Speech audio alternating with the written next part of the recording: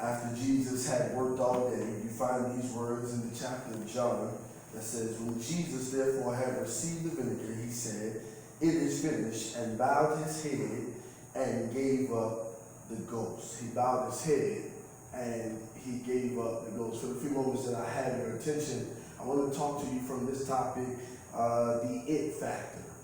The it factor. My brothers and sisters, Jesus was here on the cross working all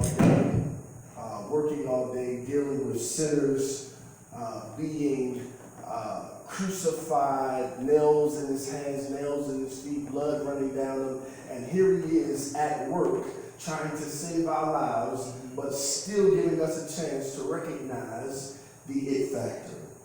My brothers and sisters, when I was a child growing up in the mean streets of Baltimore, one of the things that I realized was that we had fun playing the game of tag. We had fun playing the game of tag. And truth be told, tag is played like this, where one person starts by being it, but has to find another individual to be it. One individual starts by being it, and then has to tag another individual to be it. In fact, you have to chase people down to become it. What is it? It is something that they're carrying to pass on to the next person. My brothers and sisters, as we really examine this text, we come to find out that there are moments in our life when Jesus is trying to do some things or to fix some things in our lives that causes us to look at him in a different way. If I could just suggest to you in this moment that the word it is defined by representing something or by representing a thing. It's representing something or a thing. It is representing something or a thing. It is the responsibility of representing something that has a cause and a meaning. It has a cause and a meaning. So here it is. We find here in the text that Jesus is now hanging on the cross, and he is examining these words that it is finished.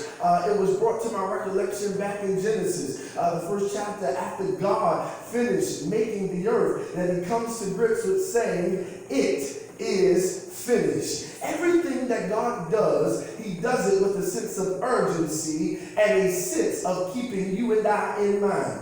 He does it with a sense of completeness. He does it with a sense of going after who you are for the sake of bettering who you are to become. Let me say it one more time. He goes after you because he wants you to become better and who he's called you to be. The it factor is the thing that causes your life to take shape and to take form. It is the thing that causes your life to take shape and to take form. Here it is in John the 17th chapter. Jesus utters, I've been glorified thee on the earth. I finished my work which thou gavest me to do. Whenever you find Jesus talking about something being finished, it means that he has come to a level of completion. And can I tell you and my sisters today, my brothers and sisters who are watching today, can I tell you that there is a moment of completion that is getting ready to hit your life. There is a moment of the it factor that's getting ready to take over your life. There's a moment of the it factor that's getting ready to deal with who you are and what you are. He's getting ready to bring your life into a full circle and a full completion. The it factor is getting ready to allow you to recognize who he is in your life. And it's not by happenstance the pandemic is on the rise now, because out of everything that was meant for evil, God meant it for your good. Can I just preach right through here that out of some things in your life that has happened to you,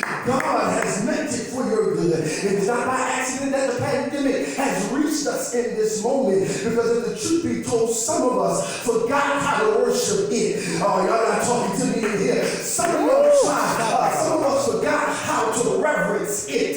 Some of us forgot how to honor it. And at the point when you forget how to recognize it, you got to come back to the point of it. Y'all not hearing me in here. There is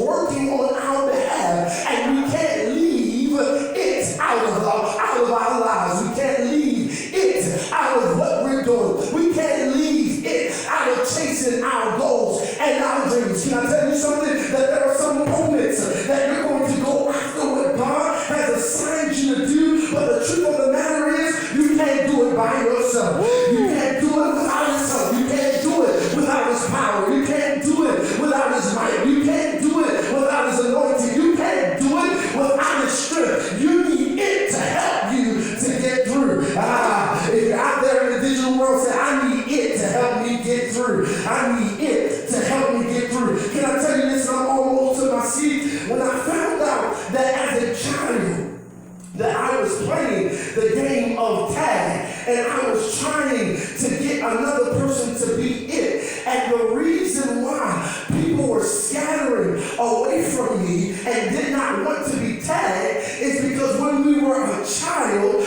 we associated being tagged with something negative. God, I wish y'all helped me in here. We associated being tagged with being negative, something negative. But can I tell you something, my brothers and sisters, that here comes the it factor in your life. What is the it factor? The it factor is the plan of God. And I don't know about you, I want to be tagged with the plan of God, because the plan of God helps me to see what God is calling me into, what God is shaping me for, what God is moving me into. And the truth of the matter is, his death promoted my beginning. Can I talk to you in here today?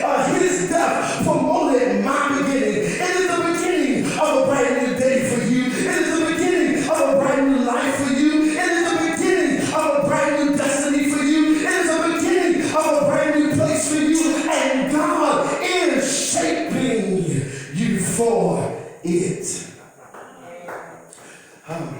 The most powerful thing about a new beginning is that it brings us to the place of the call of salvation. Having it causes you to move into the right posture with it. Having it causes you to move in the right posture with it. Watch this. It leaves no confusion in your life unless you denounce it. It leaves no errors and mistakes in your life unless you push it away. And the reality of it all is that God has a plan for you that is designed with him included. The reason why Jesus was hanging there on the cross talking about it is finished is because he worked all day trying to figure it out for you. God, can I talk to some folks that are watching this? He was trying to figure out what it was. He died to figure it out for you. And so, here as I go to my school, here as I go to my seat, I find myself coming to this reality that Jesus comes to finish the fight, right? He comes to give you the tree of life. Why? Because Adam and Eve had it, but they lost it. Moses, he saw it, but he couldn't get to it. Joshua shouted it down. The Hebrew boys went and bowed to it. Daniel learned how to pray to it. The prophets preached about it. The gospel writers wrote about it. The believer has it to finish it. But then the ultimate goal is that Jesus is the only one that is qualified to fix it, handle it, restore it, build it, and then finish it. I'm telling you that your destiny is not contingent upon your friends and a pandemic. It's contingent upon how much you avail yourself to it. May God bless you. Amen.